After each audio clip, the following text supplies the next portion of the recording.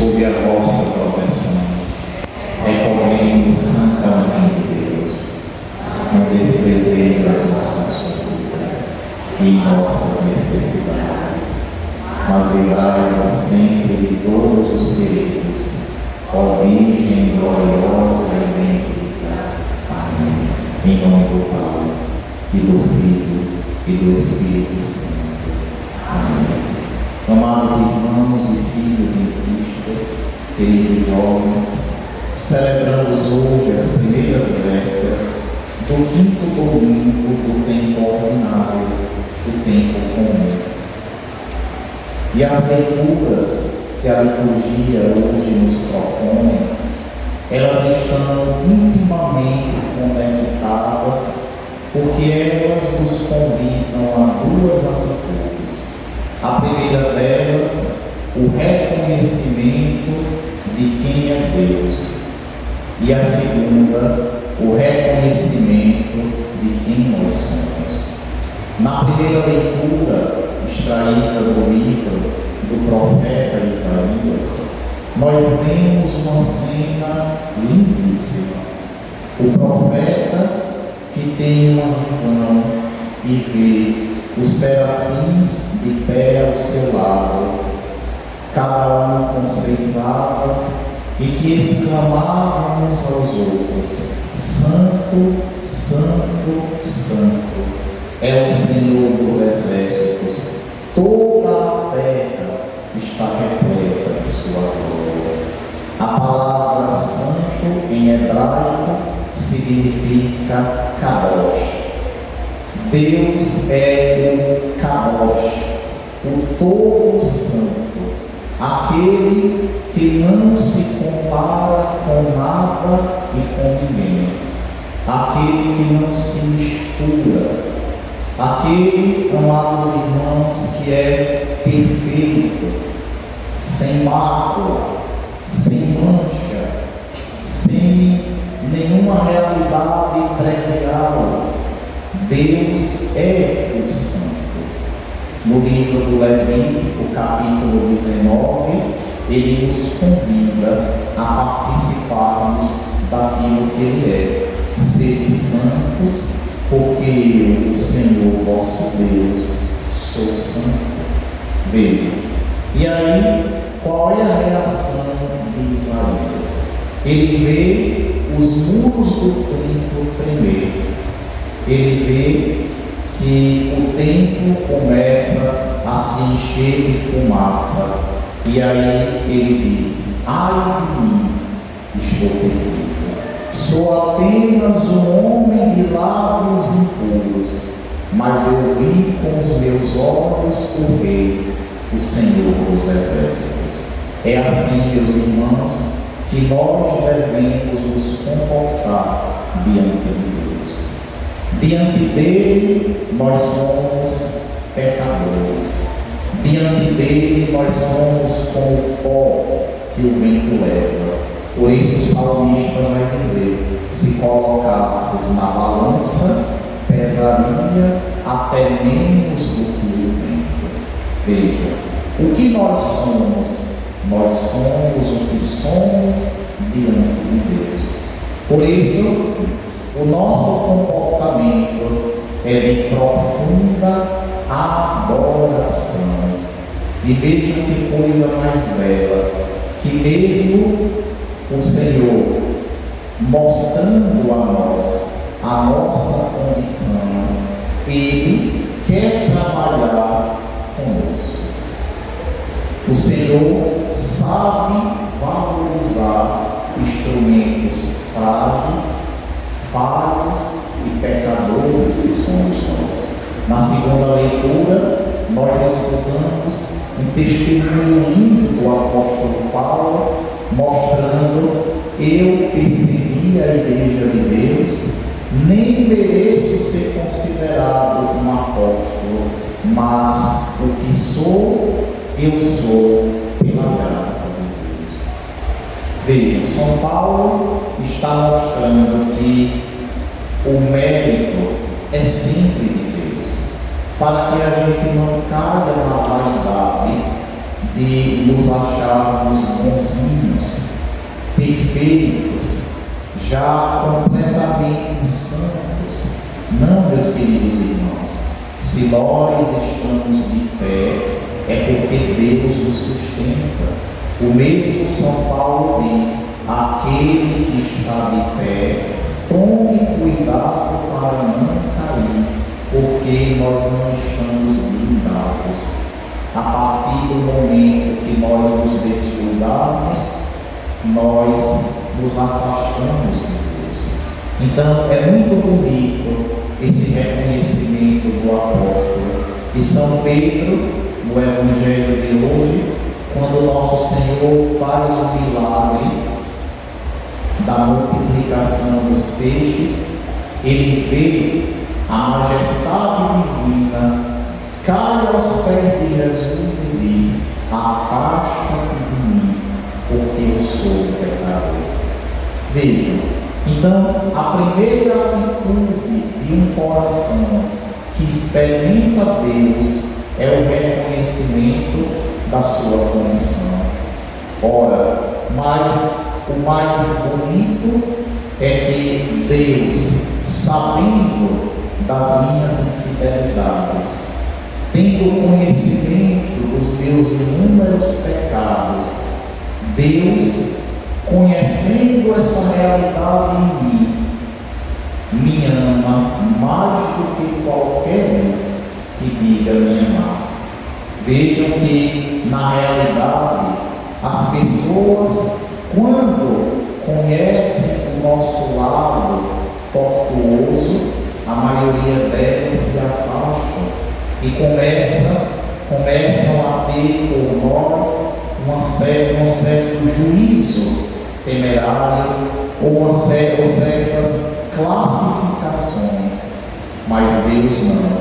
Deus olha para o profeta Isaías e diz: a quem enviarei?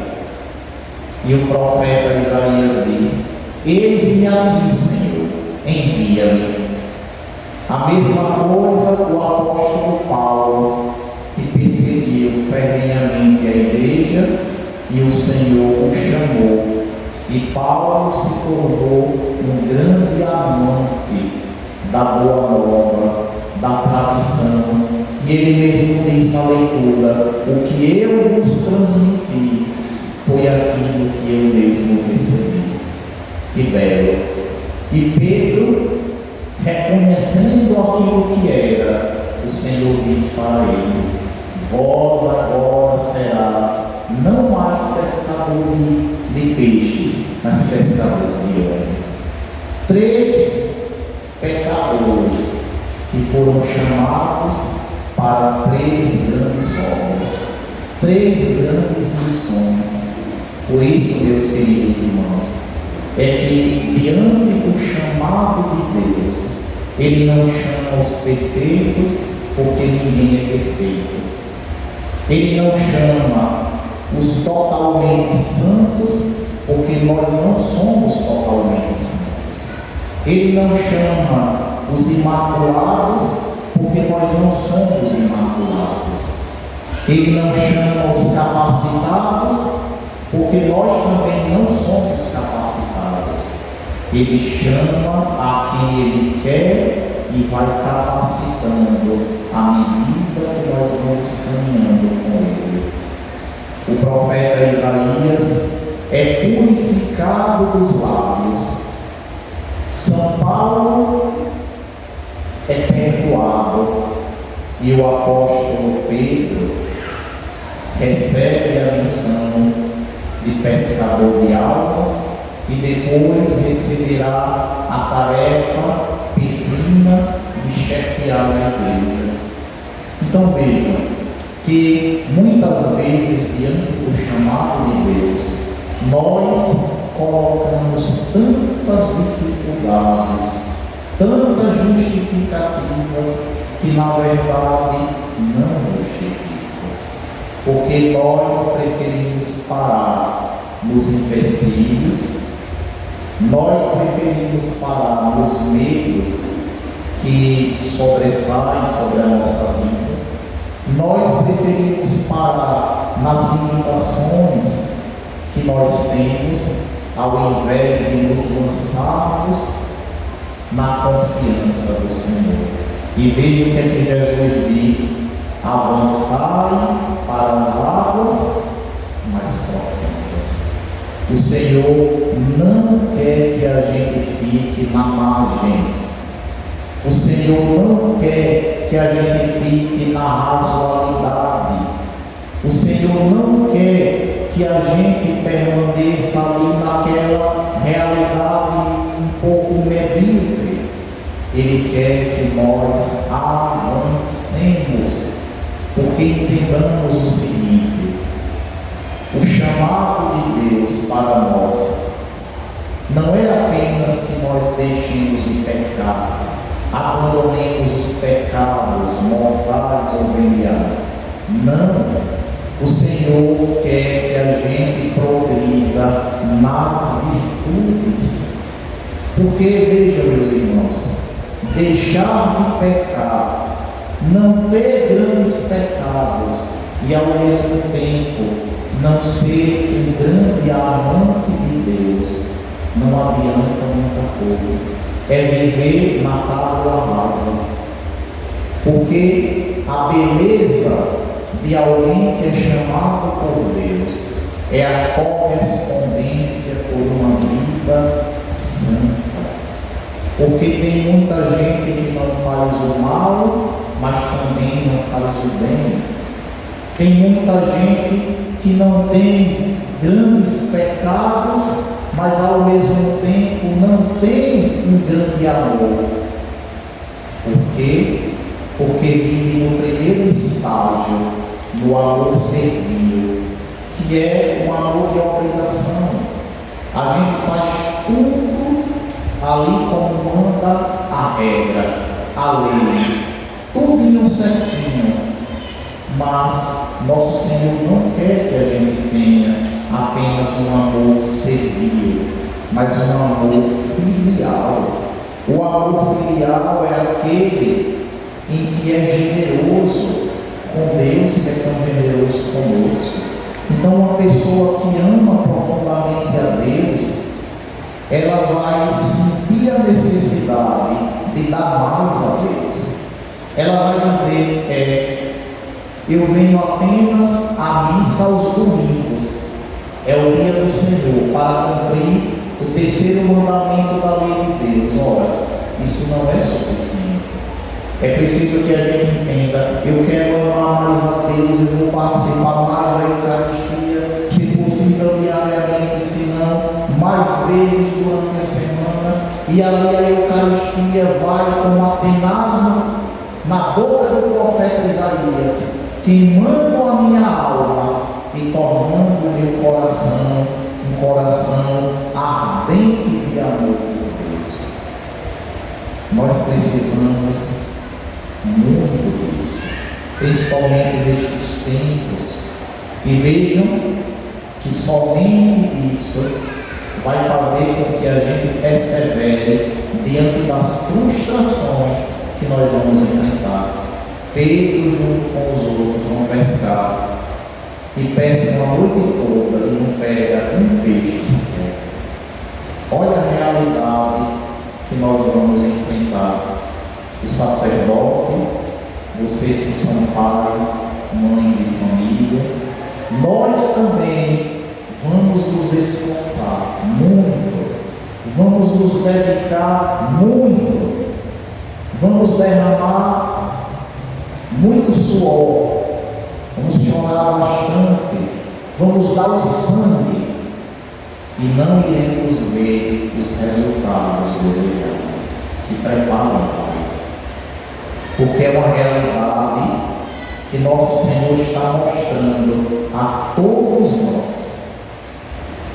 O Papa Francisco, no primeiro congresso que realizou para os catequistas, ele diz para os nossos catequistas, e o Papa disse assim: trabalha-se tanto, esforça-se tanto, dedica-se tanto, quando nós vamos colher os resultados, são mínimos, são poucos, são tão invisíveis que, se nós não estivermos com o coração ancorados no coração de Cristo, o primeiro pensamento é a desistência.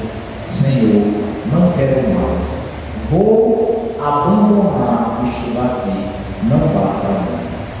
Ora, e aí nós temos que entender o seguinte, que a obra, ela é fruto da graça de Deus. O que é que Jesus disse? Jogai as redes.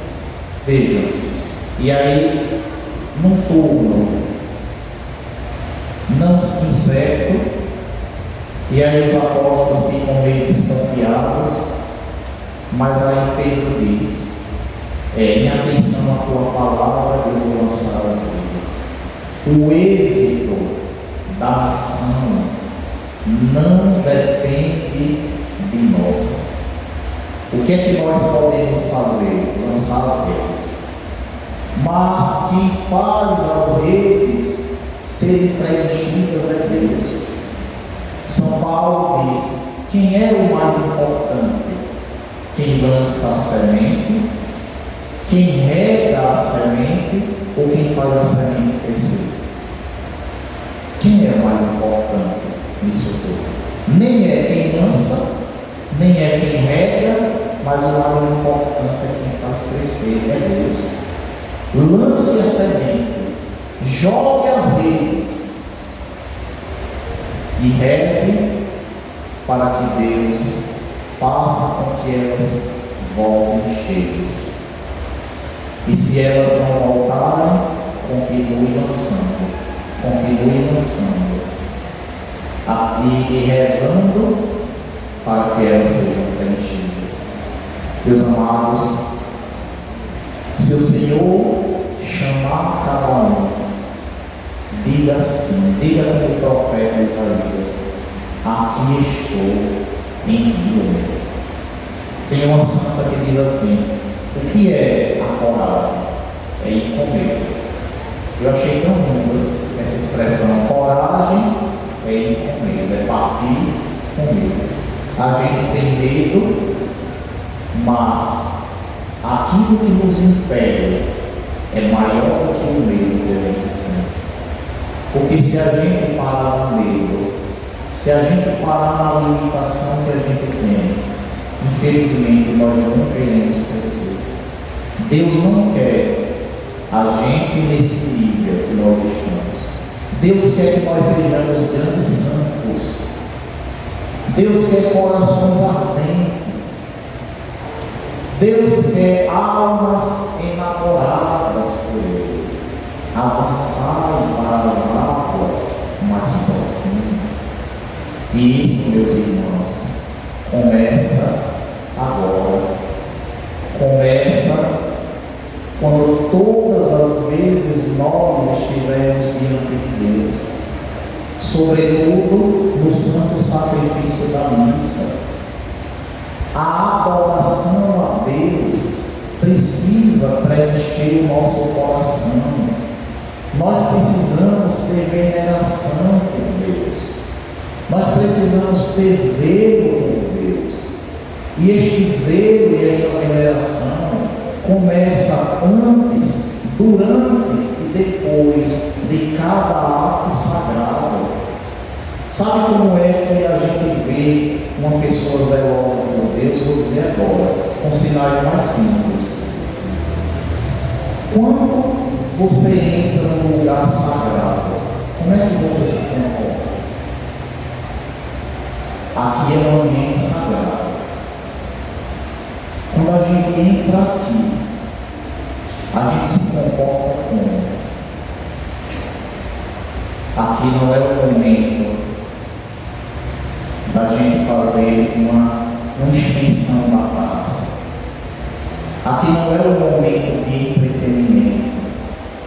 Aqui não é o momento de lazer. Aqui não é o momento de bater papo. Aqui não é o momento de jogar a conversa fora. Aqui não é o momento de encontrar os amigos, que coisa boa, deixa para depois. Aqui é o momento de nós mergulharmos no sagrado. Infelizmente, nós estamos perdendo este zelo. A gente entra no ambiente sagrado e parece uma feira. Parece que a gente não crê nas coisas de Deus. O mistério de Deus acontecendo e a gente não adora. E a gente não se ajoelha porque, meu joelho vai doer. Que coisa.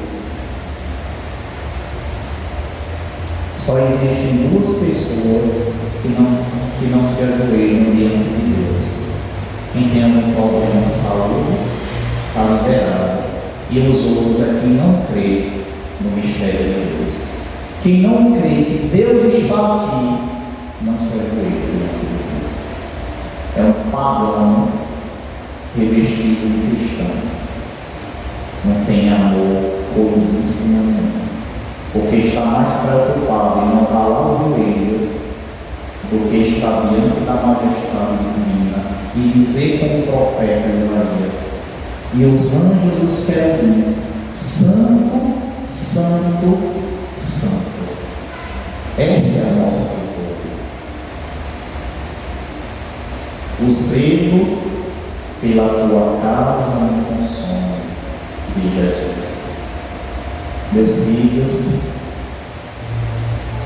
o mundo está cada vez mais se filtrando ferrenhamente nas nossas mãos. E se nós não valorizarmos o sagrado, nós seremos engolidos por essa mentalidade terrível. Aprendam a valorizar as coisas sagradas. Aprendam que quando se entra no templo, se fecha a boca, se conversa com Deus.